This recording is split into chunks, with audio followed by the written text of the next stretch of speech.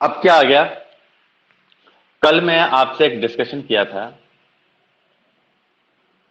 कल हमने पढ़ा था अमेंडमेंट ऑफ द कॉन्स्टिट्यूशन। आज जो हम पढ़ने वाले हैं that is basic structure doctrine of Indian constitution. Basic structure doctrine of Indian constitution. ठीक है जी।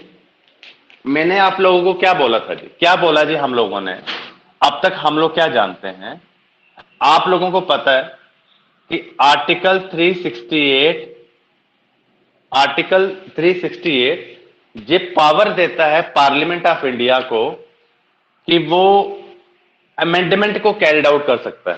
कॉन्स्टिट्यूशन के जितने भी आर्टिकल्स हैं उसमें बदलाव ला सकता है, उन आर्टिकल्स को रिपील कर सकता है, कुछ पॉइंट्स उसमें ऐड कर सकता है, कुछ भी अल्ट्रेशन जो है हमारे आर्टिकल्स में कॉन्स्टिट्यूशन ने कहा है कि पार्लियामेंट उसको कैरिड आउट कर सकता है। Parliament is the only authority as per Indian constitution that is empowered to carry out amendment of any provision of the constitution। ठीक है जी। यहां पे बड़ा लंबी चौड़ी इसका एवोल्यूशन हुआ जी। ये जो कंसेप्ट है बेसिक स्ट्रक्चर डॉक्ट्रिन का, इसका एवोल्यूशन हुआ जी। पहले एक शंकरी प्रसाद केस आया, उसके बाद एक और केस था दैट इज गोलकनाथ केस, उसके बाद आ गया केशवानंदा भारती केस। मैं सिर्फ Kesavananda Bharati case,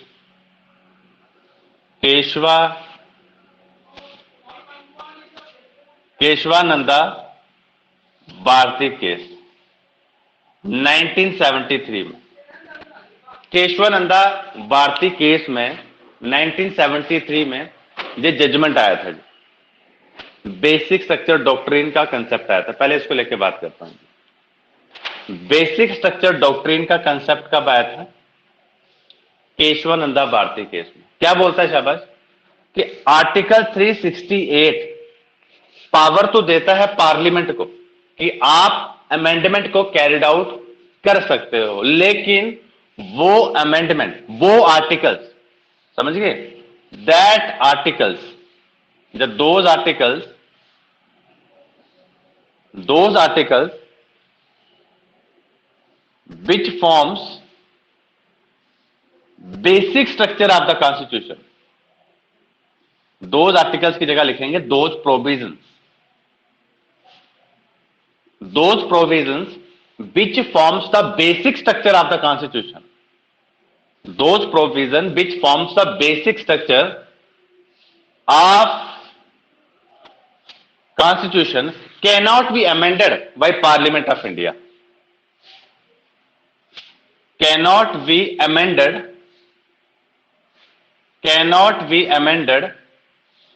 by parliament of India. ये ध्यान रखना चाहिए। पार्लियामेंट के लिए भी क्या है, लिमिटेशन सेट कर दी। ठीक है, लिमिटेशन क्या है? लिमिटेशन का मतलब अब जो मैंने पॉइंट्स अभी बोर्ड पे लिखे हुए हैं जी, अगर कोई मैटर इसमें कुछ बदलाव लाने की कोशिश करेगा तो पार्लियामेंट जो है और सुप्रीम कोर्ट जो है वो इसको क्या कर देगा, नल एंड वॉइड जो है वो डिक्लेयर कर देगा, नल एंड वॉइड जो है वो डिक्लेयर कर देगा। ठीक है जी। यहां पे आगे चलने से पहले मैं एक और कंसेप्ट आपको दूंगा, वो कंसेप्ट है जुडिशियल रिव्यू का। जुडिशियल रिव्यू का कंसेप्ट है। ठीक है, बड़ा मजेदार कंसेप्ट है। आपको पता है कि जम्मू कश्मीर रीऑर्गेनाइजेशन एक्ट आया, जम्मू कश्मीर रीऑर्गेनाइजेशन एक्ट आया 2019 में, इसका आपको पता है। और इस एक्ट के तहत आर्टिकल 370 का एब्रोगेशन किया गया, आर्टिकल 35A का एब्रोगेशन किया गया। अब जो कश्मीरी बेस्ड पॉलिटिकल पार्टीज हैं उन्होंने सुप्रीम कोर्ट के इस कानून को चैलेंज किया है सुप्रीम कोर्ट में, और सॉरी पार्लियामेंट के इस कानून को चैलेंज किया है कहां पे, सुप्रीम कोर्ट में, कि आर्टिकल 370 का एब्रोगेशन करना, ठीक है, ये सेंट्रल जो हमारी रूलिंग गवर्नमेंट है उसने मतलब अनकॉन्स्टिट्यूशनली आर्टिकल 370 का क्या किया है, एब्रोगेशन किया है। बात समझ आई? अब पार्लियामेंट के द्वारा बनाए गए कानून को वो कॉन्स्टिट्यूशनल है या अनकॉन्स्टिट्यूशनल है, ये डिसाइड करेगा सुप्रीम कोर्ट ऑफ इंडिया। अब सुप्रीम कोर्ट के पास ये पावर कहां से मिलती है? सुप्रीम कोर्ट के पास ये पावर मिलती है जुडिशियल रिव्यू से। जुडिशियल रिव्यू, अभी जुडिशियल रिव्यू मैंने लिखा, and judicial review forms the basic structure, judicial review forms the basic structure of Indian constitution. क्या कहता है? All those act which are passed by Parliament of India is constitutional or unconstitutional. This will be decided by Supreme Court of India. बात समझ आए? तो जितने भी कानून पार्लियामेंट के द्वारा बनाए जाते हैं, सुप्रीम कोर्ट उसको देखता है कि क्या ये कानून कॉन्स्टिट्यूशनल है या अनकॉन्स्टिट्यूशनल है। अगर कोई अमेंडमेंट किया है हमारे कॉन्स्टिट्यूशन का, तो अगर अमेंडमेंट किया है, ठीक है, लेकिन वहां पे लिमिटेशन सेट कर दी है, अगर कोई provision which forms the basic structure of the Indian constitution, तो वो पार्लियामेंट उस प्रोविजन में कभी भी अमेंडमेंट जो है वो नहीं कर सकती। बात समझ आई? ये कंसेप्ट बड़ा इंपॉर्टेंट है, जुडिशियल रिव्यू का कंसेप्ट। और जुडिशियल रिव्यू का जो कंसेप्ट है हमारे कॉन्स्टिट्यूशन का हिस्सा है, और हमने इसको उठाया है from the constitution of United State of America. ये देख लेना बच्चे आप लोग, जुडिशियल रिव्यू का जो कंसेप्ट है it has been taken from the constitution of United State of America. तो आपने एक चीज देखी, फंडामेंटल राइट का जो कंसेप्ट है वो हमने उठाया है यूएसए के कॉन्स्टिट्यूशन से। एक और चीज हमने यूएसए के कॉन्स्टिट्यूशन से उठाई है, that is judicial review. The concept of judicial review has been taken from the constitution of United State of America. What does this judicial review says? Judicial review concept says that all those acts which are passed by Parliament of India, ठीक है, will be verified by Supreme Court whether that act is constitutional or unconstitutional. If that act is declared to be unconstitutional by Supreme Court of India, then that particular act will have no validity. It will be declared null and void, खत्म हो जाएगा अपने आप पे। इसलिए Jammu Kashmir organisation act 2019 जे matter अभी sub judice है। सब जुडाइज का मतलब supreme court is yet to give judgement on this particular petition. जो पिटीशन फाइल हो रखी है कि Jammu Kashmir organisation act 2019 unconstitutional है, matter is sub judice. Sub judice का मतलब matter is under the jurisdiction of the court. Court इसको देख रहा है, अब कोर्ट जो है वो डिसीजन देगा। और जो कश्मीरी बेस्ड पॉलिटिकल पार्टीज हैं, काफी बार अगर आप लोगों ने इंटरव्यू देखा होगा तो वो उनका क्या कहना है कि we have full faith in judiciary, we have full faith in judiciary, ठीक है। और देख लेना आप लोग, आर्टिकल जे सही है या नहीं है, इसको तोड़ना चाहिए था, नहीं तोड़ना चाहिए था। ज्यादातर जो कश्मीरी बेस्ड पॉलिटिकल पार्टीज है उनका इंटरव्यू सुनना, वो क्या बोलेंगे, the matter is sub judice, let's the judgement of court come then we will see, ठीक है। खुलेआम आर्टिकल 370 का एब्रोगेशन को लेके वो बिल्कुल नहीं बोलेंगे, ठीक है। तो ये हो गया। और क्या है शाबाश, और आपको पता है जिसको लेके बड़ा बवाल हुआ, एक कानून था citizenship amendment act, citizenship amendment act 2019। Still this matter is in court, supreme court में है ये मैटर। क्या कहना है जिन्होंने पिटीशन फाइल कर रखी है कि भाई जो सिटीजनशिप अमेंडमेंट एक्ट था दिस इज आल्सो अनकॉन्स्टिट्यूशनल, ठीक है। उनका कहना क्या है कि जो मुस्लिम पॉपुलेशन है जी, उनको भी इंडिया में सिटीजनशिप जो है उनको दी जानी चाहिए। जो अफगानिस्तान, पाकिस्तान और बांग्लादेश में जो मुस्लिम रह रहे हैं 31 दिसंबर 2014 से पहले जो इंडिया में आ चुके हैं, तो citizenship should be granted to them, ठीक है, सिटीजनशिप बाय रजिस्ट्रेशन। तो वो जो प्रावधान है स्टिल वो मैटर क्या है कोर्ट में। तो कहने का मतलब क्या हो गया कि पार्लियामेंट ने कानून बनाया तो उसके ऊपर सुप्रीम कोर्ट बैठा हुआ है।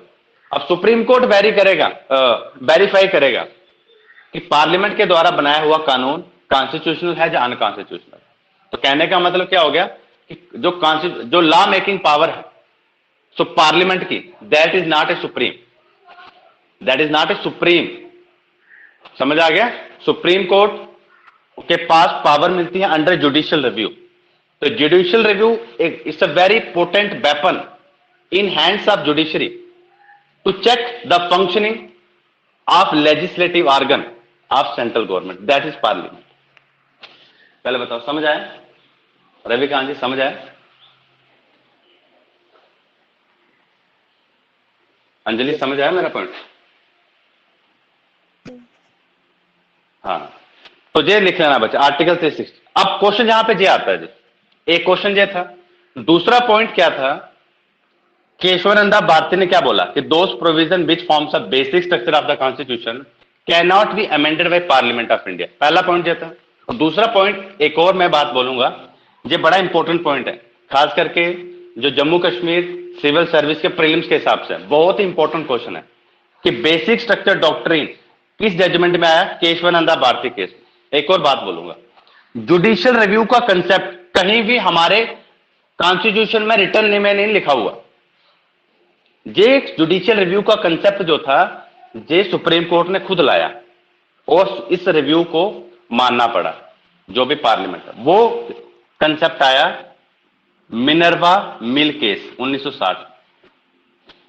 मिनर्वा मिल केस, इस केस में सुप्रीम कोर्ट का जजमेंट था कि सुप्रीम कोर्ट के पास एक और पावर होती है, जुडिशियल रिव्यू, और इस जुडिशियल रिव्यू के द्वारा ये पार्लियामेंट के द्वारा बनाए गए कानून के ऊपर क्या करती है, चेक रखती है। तो ये ध्यान रखना जी, जुडिशियल रिव्यू का कंसेप्ट आया था मिनर्वा मिल केस में, और बेसिक स्ट्रक्चर डॉक्ट्रिन का कंसेप्ट आया था केशवानंदा भारती केस में। ये बच्चे लिख लेना, आप ये बच्चे आप लोग लिख लेना, Minerva Mill case is very important for judicial review.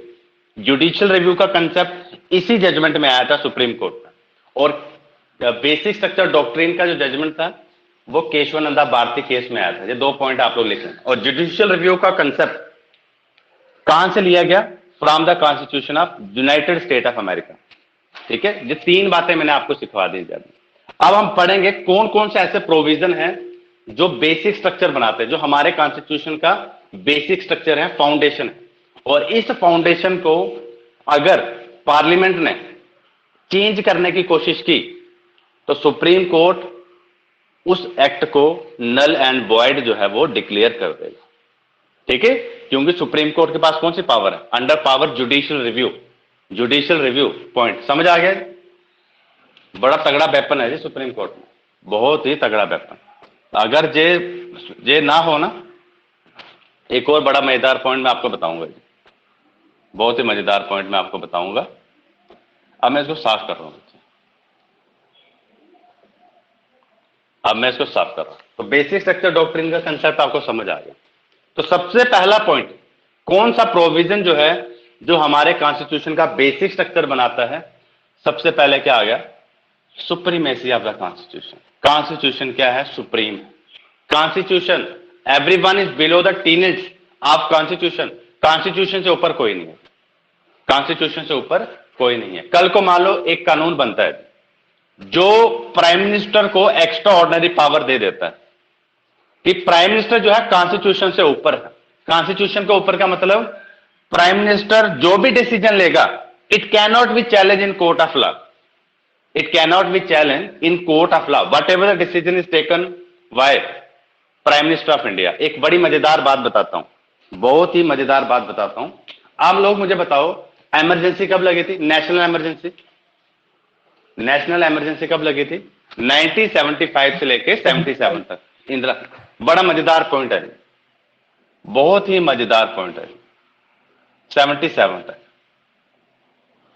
इसके तहत एक कानून बनाया गया था, ये देखना जी, 38 constitutional amendment act. 38 constitutional amendment act, ध्यान देना बच्चे।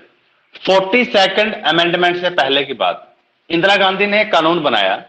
क्या कानून बनाया, ध्यान देना, बड़ी मजेदार बात है कि प्राइम मिनिस्टर, प्रेसिडेंट या वाइस प्रेसिडेंट अगर अपने टेन्योर के दौरान, मतलब जब वो प्राइम मिनिस्टर था, जब वो प्रेसिडेंट ऑफ इंडिया था, अगर कोई डिसीजन लेते हैं जो लोग, अगर कोई भी वो डिसीजन लेते हैं, उनका डिसीजन जो है वो चैलेंज नहीं किया जा सकता। कब? इवन उन्होंने कुछ भी काम किया, शाबाश, जब वो प्राइम मिनिस्टर नहीं रहेंगे, तो अगर उन्होंने कोई गलत काम किया भी है तो उनके उस डिसीजन के खिलाफ कभी भी चैलेंज जो है कोर्ट में नहीं किया जा सकता।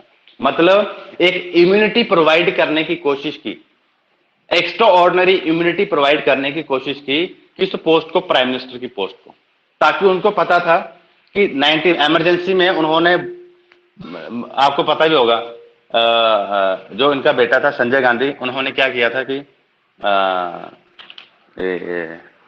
फोर्सफुल, जो क्या बोलते हैं उसको, एक तो झुग्गी झोंपड़ियां हटवाई थी उसने, एक शब्द निकल गया, वो एक्चुअली क्या होता है, वो निकल गया मेरे दिमाग से, वो निकल गया दिमाग से। अच्छा, तो मतलब इस दौरान ना उन्होंने जो अपोजिशन थी उसको सप्रेस करने के लिए अगर उनको वायलेंस मेथड का भी इस्तेमाल करना पड़ा तो उन्होंने अडॉप्ट किया था। तो अपने आप को इम्यूनिटी प्रोवाइड करने के लिए इस कॉन्स्टिट्यूशन में क्या किया था, अमेंडमेंट किया था। तो लेटर ऑन, मतलब कहने का क्या हो गया, जो ये पोस्ट थी, प्राइम मिनिस्टर की पोस्ट थी, इसको कॉन्स्टिट्यूशन का ऊपर का दर्जा दे दिया गया, ठीक है। तो बाद में इसको खत्म कर दिया गया था। जो 44 अमेंडमेंट एक्ट आया था उसने 38 अमेंडमेंट एक्ट, एक और था 39 अमेंडमेंट एक्ट, उन दोनों को नलिफाइड कर दिया था, ठीक है। तो supremacy of the constitution, constitution हमेशा ऊपर होगा, चाहे प्रेसिडेंट हो चाहे प्राइम मिनिस्टर हो, सबको कॉन्स्टिट्यूशन के अंदर दायरे में रह के ही काम करना होगा। अब जो पावर प्राइम मिनिस्टर को दे रखी है, ठीक है, तो उसी दायरे में प्राइम मिनिस्टर को काम करना पड़ेगा। जो पावर्स प्रेसिडेंट ने दे रखी है, कॉन्स्टिट्यूशन ने प्रेसिडेंट को दे रखी, उसी दायरे में प्रेसिडेंट को जो है वो काम करना पड़ेगा। तो अपना दायरा जो है, क्या दायरा है किसी मिनिस्टर का, वो सारा दायरा कॉन्स्टिट्यूशन में लिखा हुआ है। तो no any minister can dare to do so, या to use is power which is beyond its limit. सबका दायरा सेट कर रखा constitution. The supremacy of the constitution is most important point that it forms the basic structure of the constitution. उसके बाद क्या आ गया, sovereign, democratic and republican form of Indian government. Sovereign मतलब इंडिया एक सोवरियन कंट्री है, इंडिया अपना डिसीजन खुद लेगा, ठीक है। डेमोक्रेटिक, कल को कोई गवर्नमेंट आती है जी, ऐसा कानून बनाती है, देखना बड़ी में। डेमोक्रेटिक में क्या होता है, after every certain interval of time there is election. जैसे इंडिया में 5 साल के बाद क्या होता है, इलेक्शन होते हैं। तो जो इलेक्शन में रिक्वायर्ड नंबर ऑफ मैंडेट लेके जीत के आएगी सरकार, वही क्या बनाएगी, सरकार बनाएगी, वही क्या बनाएगी, गवर्नमेंट बनाएगी, ठीक है। तो कल को मान लो प्राइम मिनिस्टर मोदी जो है ऐसा कानून बनाते हैं जी कि प्राइम मिनिस्टर का जो पोस्ट होगा वो 15 सालों के लिए होगा, जब 20 सालों के लिए होगा जी, जब परमानेंट कर दिया, जो प्राइम मिनिस्टर बना अब वो परमानेंटली प्राइम मिनिस्टर ही रहेगा जब तक उसका डेथ नहीं हो जाता। तो क्या हो गया शाबाश, डेमोक्रेटिक से हम लोग किस तरह मूव किए, डेमोक्रेटिक से हम लोग मूव किए डिक्टेटरशिप की तरफ मूव किए। तो ऐसा जो है कानून अगर बनाया जाता तो उसको खत्म कर दिया जाएगा। तो तीसरा क्या आ गया, इंडिया में रिपब्लिकन फॉर्म ऑफ गवर्नमेंट है। इंडिया में हेड ऑफ द स्टेट कौन है, प्रेसिडेंट ऑफ इंडिया। तो republican form of government is that form of government in which head of the state is either directly elected or indirectly elected by the peoples of India. जैसे president of India, India में indirectly elected होता है, तो United State of America में president जो है that is directly elected by the people of India. तो republican form of government, democratic form of government and sovereignty of India, it forms the basic structure of Indian constitution. इसमें कभी भी छेड़छाड़ जो है पार्लियामेंट के द्वारा नहीं की जा सकती। पहले बताओ, समझ आया, समझ आया? Yes sir.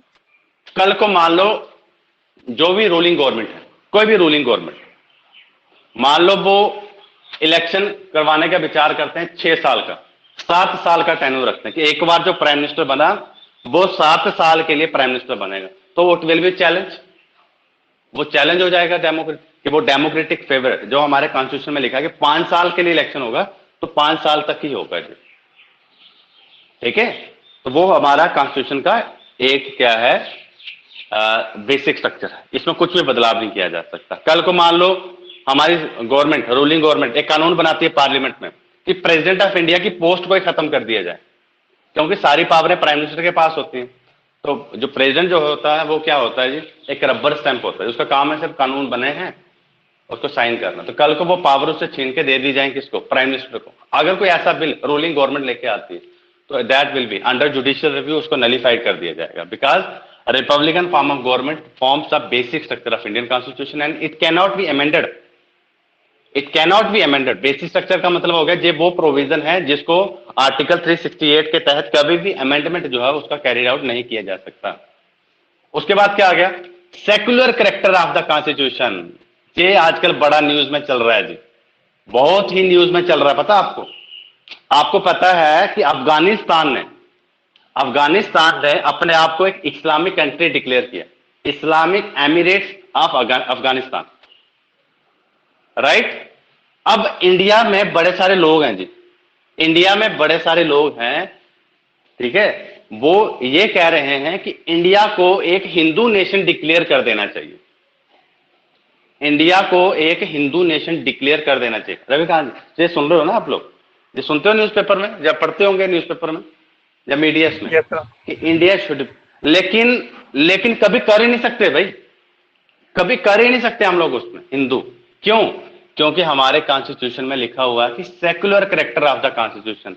कभी भी अगर पार्लियामेंट ऐसा कानून लेके आती है कि वो इंडिया को एक हिंदू नेशन डिक्लेयर करने की तरफ होता है कि India is A Hindu country, तो उस कानून को नल एंड वॉइड डिक्लेयर कर दिया जाएगा Supreme Court of India under judicial review. क्यों? Secular character of the constitution is basic structure of Indian constitution. जो ऐसा बोलते हैं ना, उनको कॉन्स्टिट्यूशन के बारे में नॉलेज ही नहीं। India can not be declared, India can not be declare as a Hindu country, ये याद रखना आप लोग। कभी अगर सरकार कानून बना भी देगी, कोई चक्कर नहीं, सरकार कानून बना भी देगी, ठीक है, पब्लिक के दबाव में आके सरकार इंडिया को घोषित कर दे कि India is A Hindu country, लेकिन क्या है, secular character of the constitution forms the basic structure doctrine of Indian constitution. तो इसको कभी भी अमेंडमेंट जो है नहीं किया जा सकता, इसमें कुछ भी बदलाव जो है वो नहीं लाया जा सकता। सेक्युलर कैरेक्टर है तो सेक्युलर ही रहेगा। बात समझ आई? फिर चेंज ऑफ नेम में चलता है, फिर ये नाम चेंज करे जा चेंज ऑफ नेम नाम कर सकते हैं ना, कल मैंने आपको बताया सिंपल मेजोरिटी से। कल एक जजमेंट आया, इंडिया दैट इज भारत, कल नहीं आया तो थोड़े दिन पहले सुप्रीम कोर्ट का एक जजमेंट था, किसी ने पिटीशन फाइल कर रखे थे कि इंडिया का नाम इंडिया काट के भारत कर दो, मतलब इंडिया शब्द ही काट दो जी। तो सुप्रीम कोर्ट ने वहां पे बोला कि आर्टिकल 1 में लिखा हुआ जी इंडिया दैट इज भारत, तो इंडिया शब्द, इंडिया दैट इज भारत अगर लिखा हुआ तो एक ही मतलब हुआ जी, इंडिया शब्द को क्यों डिलीट किया जाए? तो वो जो पिटीशन थी उसको खारिज कर दिया सुप्रीम कोर्ट ने कि एक ही मतलब हो, इंडिया दैट इज भारत। उसका कहने का मतलब था पिटीशन का कि इंडिया शब्द खत्म किया जाए, Bharat is A union of state, जो मैंने आपको पढ़ाया था article 1, India that is Bharat is A union of state, ठीक है। तो ये बात ध्यान रखना, secular character of the constitution जो है ना, वो हमारा बेसिक स्ट्रक्चर है जी हमारे कॉन्स्टिट्यूशन का। इसमें कभी भी बदलाव जो है वो पार्लियामेंट के द्वारा नहीं लाया जा सकता। अगर गवर्नमेंट ऐसा करती भी है तो सुप्रीम कोर्ट बैठा हुआ है, सुप्रीम कोर्ट उस एक्ट या उस बिल को नलीफाइड जो है वो डिक्लेयर कर देगा, तो वापस उसका जो ओरिजिनल स्टेटस है वो रिस्टोर हो जाता है। जैसे मान लो आर्टिकल 370 के अगेंस्ट में सुप्रीम कोर्ट जजमेंट देता है कि आर्टिकल 370 को तोड़ना अनकॉन्स्टिट्यूशनल था, तो जम्मू कश्मीर का जो स्टेटस पहले था, आर्टिकल जो स्पेशल स्टेटस था जम्मू कश्मीर का, that will be restored, that will be restored. तो पुराना सिस्टम हो जाएगा जैसे पहले एग्जिस्ट करता था, ठीक है। तो वो सुप्रीम कोर्ट एक अथॉरिटी है जो अंडर जुडिशियल रिव्यू डिसाइड करता है। उसके बाद क्या होता है, separation of power, legislature, executive and judiciary. ये बच्चे ध्यान रखना, हमारे कॉन्स्टिट्यूशन में ना जो लेजिस्लेचर है उसके अलग पावर्स हैं, एग्जीक्यूटिव अलग है, और जुडिशरी जिसको कहा जाता है 3 पिलर ऑफ द डेमोक्रेसी, और मीडिया को 4th पिलर ऑफ डेमोक्रेसी कहा जाता है। तो जो 3 पिलर ऑफ डेमोक्रेसी वो कौन है, एक लेजिस्लेचर आ गया, उसके बाद कौन आगे, एग्जीक्यूटिव आ गए, उसके बाद कौन आगे, जुडिशरी आ गई। ये तीनों जो है ना इंडिपेंडेंटली क्या करते हैं, काम करते हैं। लेकिन इंडिया में पार्लियामेंट्री फॉर्म ऑफ गवर्नमेंट है, उसमें इन दोनों के बीच में क्लोज रिलेशनशिप है, लेजिस्लेचर के बीच में और एग्जीक्यूटिव में। मोर ओवर एग्जीक्यूटिव जो है they are part of a legislature. बात समझ आई? लेकिन लेजिस्लेचर मेंबर पार्लियामेंट का जो पावर है, और जो एग्जीक्यूटिव, इसमें एग्जीक्यूटिव में प्रेसिडेंट भी आता है, एग्जीक्यूटिव में कैबिनेट मिनिस्टर भी आते हैं, एग्जीक्यूटिव में प्राइम मिनिस्टर भी आता है। इन दोनों की पावर्स क्या है, डिफरेंट है, और जुडिशरी की पावर भी क्या है, डिफरेंट है। अब मैं एक बड़ी मजेदार बात बता रहा हूं।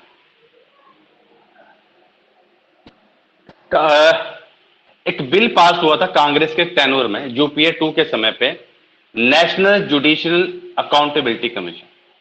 नेशनल जुडिशियल अकाउंटेबिलिटी कमीशन, ये कमीशन क्या था? ये कमीशन था, एक बोर्ड बनाया जाएगा, एक बोर्ड, एक कमेटी बनाई जाएगी। कमीशन है मतलब कमेटी बनाई जाएगी, एक बोर्ड बनाया जाएगा, और इस बोर्ड का क्या काम होगा? सुप्रीम कोर्ट के जजेस, चीफ जस्टिस, हाई कोर्ट का चीफ जस्टिस और हाई कोर्ट के जजेस का क्या करना? अपॉइंटमेंट करना। सुप्रीम कोर्ट के जजेस का अपॉइंटमेंट करना, सुप्रीम कोर्ट के चीफ जस्टिस का अपॉइंटमेंट करना, हाई कोर्ट के चीफ जस्टिस का अपॉइंटमेंट करना, और हाई कोर्ट के जजेस का क्या करना? अपॉइंटमेंट करना। ये इस बोर्ड का रिस्पॉन्सिबिलिटी था, और बोर्ड का नाम क्या था? National judicial accountability commission. और इस बोर्ड में पॉलिटिकल लीडर भी क्या थे? इन्वॉल्व। सरकार के जो मंत्री लोग थे वो भी इन्वॉल्व थे, कुछ जुडिशरी के मेंबर्स थे, कुछ पॉलिटिकल लीडर्स थे। पॉलिटिकल लीडर का मतलब कैबिनेट मिनिस्टर, उनको भी इस बोर्ड का हिस्सा बनाया गया। बात समझे? पार्लियामेंट ने ये कानून बना दिया, पार्लियामेंट ने ये कानून बना दिया। उसके बाद सुप्रीम कोर्ट ने under judicial review national judicial accountability commission bill को नलीफाइड डिक्लेयर कर दिया। नलीफाइड क्या कर दिया? डिक्लेयर कर दिया। ऐसा हो ही नहीं सकता। आज के समय की क्या पोजीशन है कि सुप्रीम कोर्ट के अगर जजेस या चीफ जस्टिस होता है जो सीनियर मोस्ट जो होगा जजेस में से, उसको अपॉइंटमेंट कर दिया जाएगा एज ए चीफ जस्टिस। तो मैं क्या बात कर रहा हूं कि सुप्रीम कोर्ट के जजेस का अपॉइंटमेंट करना हो, हाई कोर्ट के चीफ जस्टिस का अपॉइंटमेंट करना हो, हाई कोर्ट के जजेस का अगर अपॉइंटमेंट करना हो, तो ये डिसीजन जो है वो कोर्ट की ही कमेटी है, इनकी कमेटी बनती है। सुप्रीम कोर्ट के जजेस की एक कमेटी बनती है, वही डिसाइड करते हैं कि हाई कोर्ट में किसको अपॉइंटमेंट करना है, तो सुप्रीम कोर्ट में किसको अपॉइंटमेंट करना है। ये सीनियर मोस्ट जज होते हैं सुप्रीम कोर्ट के, वो इस कमेटी का क्या होते हैं, हिस्सा होते हैं।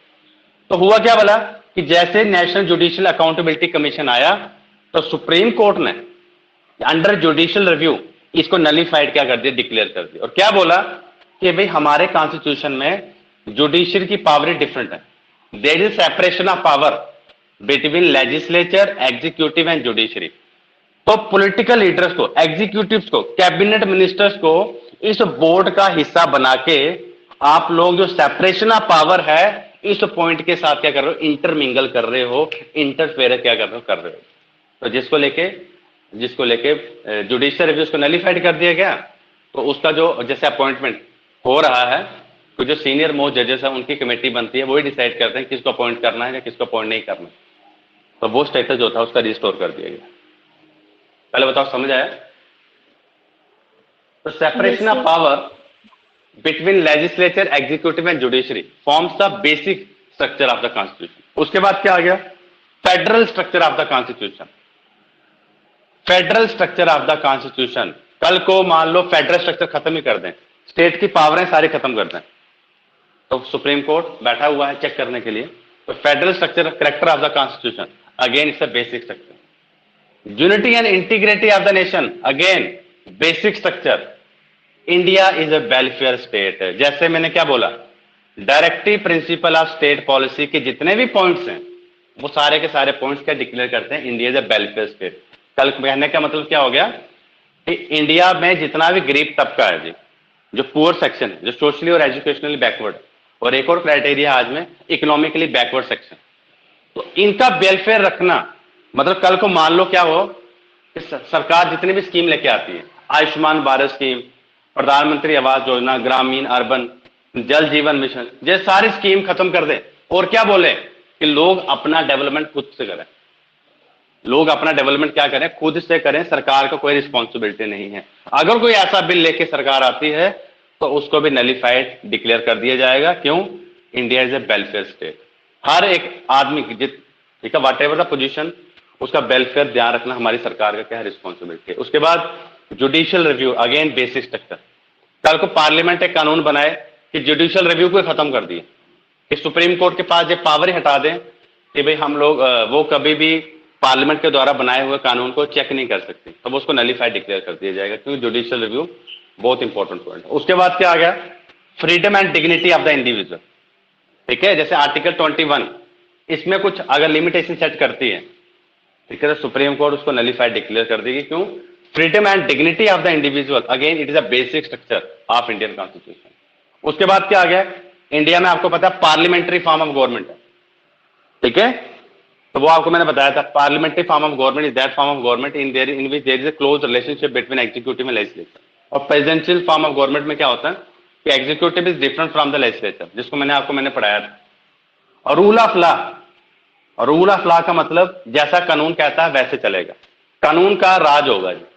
ठीक है, जितने भी आदमी हैं हमारे इंडिया में, वट एवर द पोजिशन, गरीब है, अमीर है, शहर में रहता है या गांव में रहता है, हिंदू है, ब्राह्मण है, जिस मर्जी रिलीजन से बिलोंग करे, जिस मर्जी रेस से बिलोंग करे, जिस मर्जी कास्ट से बिलोंग करे, everyone is below the tenets of law. Law is supreme. जैसा लॉ कहता है, चाहे एक आईएएस ऑफिसर का बेटा हो, चाहे गरीब आदमी का बेटा हो, अगर एक तरह का क्राइम करते हैं, दोनों का पनिशमेंट क्या होगा, सेम होगा। As this is called rule of law, this is called rule of law. तो रूल ऑफ लॉ का जो कंसेप्ट हमने कहां से उठाया, from the constitution of Britain. ये लिख लेना बच्चा आप लोग, रूल ऑफ लॉ ब्रिटेन से उठाया, ब्रिटिश कंसेप्ट है, जिससे ब्रिटिश कंसेप्ट। और उसके बाद क्या आ गया, harmony between fundamental right and directive principle of state policy. ठीक है, तो directive principle of state policy के बड़े सारे पॉइंट्स हैं जो बाद में फंडामेंटल राइट बने, जिसमें से एक पॉइंट क्या आ गया हमारे पास, जो राइट टू एजुकेशन वाला। पहले वो directive principle of state policy था, उसके बाद उसको फंडामेंटल राइट का क्या बनाया गया, हिस्सा बनाया गया। तो इनके बीच में फंडामेंटल राइट और directive principle of state policy के हार्मनी को मेंटेन रखना, again this is responsibility of a government. अगर government try to interfere, it can be challenge in court, right. इसके बाद क्या आ गया, principle of equality, article 14, equality before law और इक्वल प्रोटेक्शन अंडर लॉ। तो इक्वालिटी मेंटेन करना, ये बड़ा इंपॉर्टेंट पॉइंट आ गया। उसके बाद क्या आ गया, फ्री एंड फेयर इलेक्शन, ये भी हमारा बेसिक स्ट्रक्चर है। उसके बाद क्या आ गया, power of supreme court under article 32, under article 132, article 141 and article 142। अब ये क्या आर्टिकल्स हैं, आर्टिकल 32 तो आपको पता ही है, राइट टू कॉन्स्टिट्यूशनल रेमेडीज, जिसमें बात की जाती है हैबस कॉर्पस को लेकर बात की जाती है, जिसमें बात की जाती है मैंडेमस को लेकर बात की जाती है, जिसमें बात की जाती है हमारी प्रोहिबिशन, सर्टियोरेरी, क्यो बरंटो, आर्टिकल 32 का हिस्सा है। तो भाई ये पॉइंट्स हैं which forms the basic structure of Indian constitution, which forms the basic structure of Indian constitution. आपको एग्जाम में ऐसे आ सकता है कि which of the following does not form the basic structure of the constitution और which of the following forms the basic structure of the constitution. तो दो बातें और याद रखनी है, केशवानंदा भारती केस और मिनर्वा मिल केस। और जुडिशियल रिव्यू का कंसेप्ट हमने कहां से उठाया, from the constitution of United State of America. ठीक है, तो ये पॉइंट्स अपने दिमाग में रखना है जी, कौन कौन से ऐसे पॉइंट्स हैं जो हमारे कॉन्स्टिट्यूशन का बेसिक स्ट्रक्चर बनाते हैं, और इसको कभी भी अमेंडमेंट इसका नहीं किया जा सकता अंडर आर्टिकल 368। जब भी पार्लियामेंट ऐसा कुछ करने की कोशिश करेगी तो सुप्रीम कोर्ट उसको नल एंड वॉइड जो है वो डिक्लेयर कर देगा, क्योंकि सुप्रीम कोर्ट के पास ये पावर है अंडर जुडिशियल रिव्यू। तो इट्स वेरी इंपॉर्टेंट, एक बहुत वेपन है, एटम बम है जी सुप्रीम कोर्ट के पास, ऐसा समझ लो आप लोग। ठीक है, जो चेक करती हैं। अगर ऐसा ना हो तो सरकार जो है, सरकार जीने ना दे भी। ठीक है, कोई भी सरकार आती है जीने ना दे आम आदमी को, पावर लोगों को कंट्रोल करके रखे।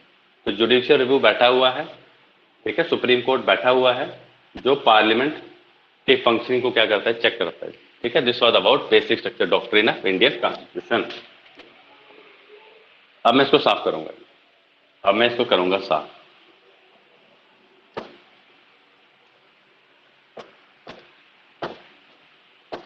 अब जो मैं अगला पॉइंट, अगला कंसेप्ट जो मैं पकड़ूंगा, that is parliament.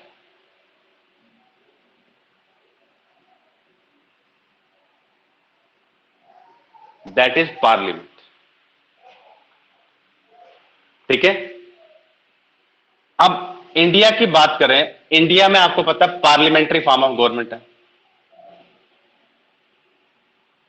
In India there is parliamentary form of government, and parliamentary form of government is different from presidential form of government, जिसके बारे में हम ऑलरेडी डिस्कस कर चुके हैं।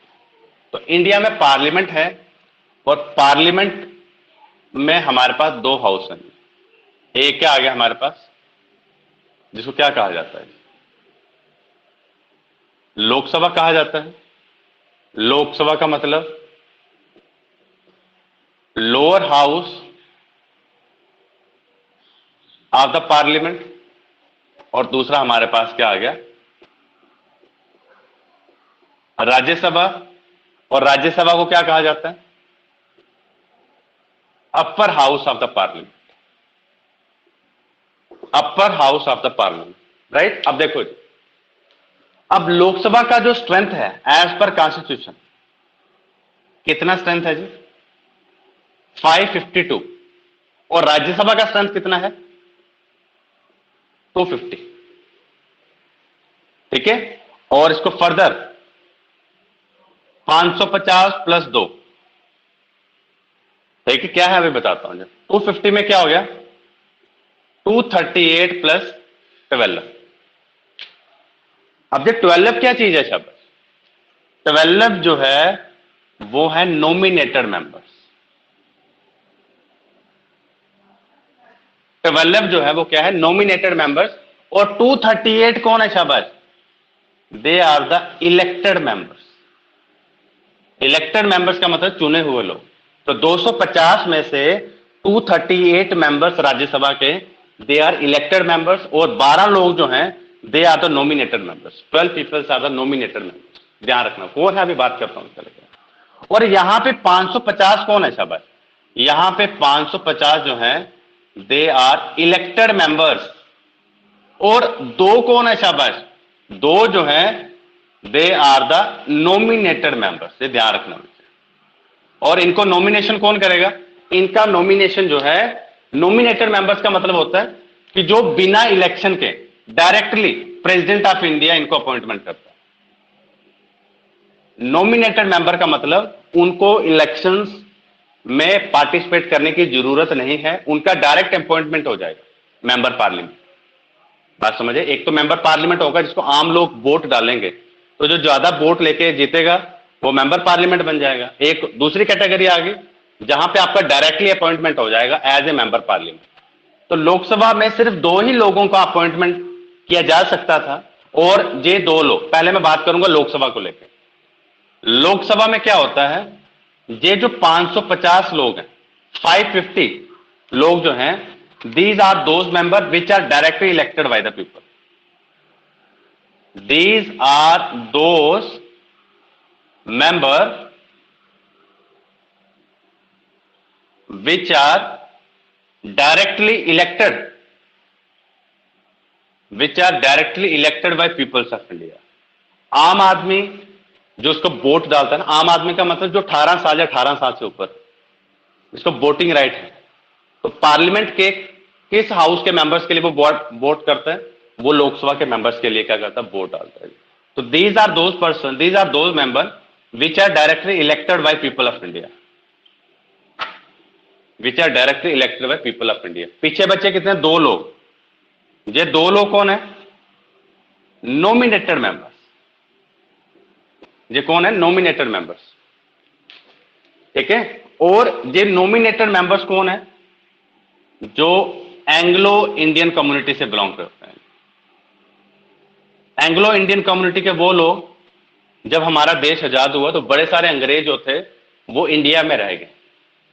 ठीक है, वो इंडियंस जिन्होंने, वो इंग्लिश पीपल्स जब हमारा देश बना, जिन्होंने इंडियन सिटीजनशिप लेना प्रेफर किया, परमानेंटली बेस इंडिया में सेटल हो गए, उनको कहा जाता है एंग्लो इंडियंस कम्युनिटी। तो मैंने आपको एक और बात बताई थी कि जो 104 कॉन्स्टिट्यूशनल अमेंडमेंट एक्ट आया, उसके तहत लोकसभा से एंग्लो इंडियन कम्युनिटी का रिप्रेजेंटेशन को खत्म कर दिया गया। The 2 seats of Anglo Indian community has been abolish, खत्म कर दी गई, खत्म कर दी गई। आज एंग्लो इंडियंस लोकसभा में किसी भी प्रकार का जो एंग्लो इंडियंस कम्युनिटी का जो रिप्रेजेंटेशन है वो खत्म है। तो आज की पोजीशन क्या है, 550 मेंबर लोकसभा का स्ट्रेंथ है जी, टोटल स्ट्रेंथ है जी। तो एंग्लो इंडियंस का लोकसभा में नॉमिनेटेड मेंबर होते ही नहीं, खत्म हो गया। 104 कॉन्स्टिट्यूशनल अमेंडमेंट एक्ट। एक बात ये बोलूंगा। दूसरी बात, अभी जो लोकसभा चल रही है जी, 2019 की जो लोकसभा है वो कौन सी है जी? 17वीं, 17th लोकसभा जी। तो 17th लोकसभा के प्राइम मिनिस्टर कौन है? नरेंद्र मोदी। ये देख लेना आप लोग, ठीक है जी। और दूसरी तरफ क्या है शाबाश, राज्यसभा की अगर मैं बात करता हूं तो राज्यसभा में इलेक्टेड मेंबर्स कितने हैं? 230 है। और राज्यसभा के मेंबर का जो चुनाव होता है वो उसमें आम लोग पार्टिसिपेट नहीं करते। जैसे मान लो राज्यसभा जम्मू कश्मीर में पहले 4 मेंबर्स थे राज्यसभा के, तो जहां की जो लेजिस्लेटिव असेंबली थी वो पार्टिसिपेट करते। तो राज्यसभा के members, these are those members, Rajya Sabha के members which are elected by members of state legislative assembly, elected members. These are those members which are elected by members of state legislative assembly। ये ध्यान रखना बच्चे। राज्यसभा के members का जो चुनाव होता है, राज्यसभा के मेंबर्स का जो चुनाव होता है उसमें आम आदमी पार्टिसिपेट नहीं करता। जो हमारे एमएलए होते हैं ना, वो पार्टिसिपेट करते हैं जब राज्यसभा के मेंबर्स का क्या होता है? इलेक्शन होता है। तो ये ध्यान रखना बच्चा। हमने चुने लोकसभा, हमने चुने मेंबर एमएलए। तो एमएलए जो होते हैं ना, वो राज्यसभा के मेंबर्स में क्या करते हैं? उनका चुनाव करते हैं। पीछे बचे 12 लोग नॉमिनेटेड मेंबर्स। राज्यसभा में नॉमिनेटेड मेंबर्स कितने होते हैं? 12। तो ये 12 लोग कौन होंगे? जैसे आपको पता, सचिन तेंदुलकर जो है is a member of Rajya Sabha, ठीक है। वो आदमी जो साइंस के फील्ड में, आर्ट के फील्ड में, लिटरेचर के फील्ड में या फिर सोशल सर्विस में, अगर किसी ने अच्छा काम किया है, रिकॉग्नाइज किया गया है, तो उसको नॉमिनेटेड मेंबर्स के तौर पे राज्यसभा का मेंबर पार्लियामेंट जो है वो डिक्लेयर कर दिया गया। तो nominated members are those members which does not require to participate in election process. They are directly appointed by President of India. तो राज्यसभा में 12 लोग ऐसे होते हैं जिनका नॉमिनेशन होता है जी। तो नॉमिनेटेड मेंबर्स को इलेक्शन में खड़े होने की जरूरत ही नहीं है, इनका डायरेक्ट अपॉइंटमेंट हो जाता है। तो नॉमिनेटेड मेंबर्स, इनको प्रेसिडेंट नॉमिनेट करेगा as a member parliament of Rajya Sabha.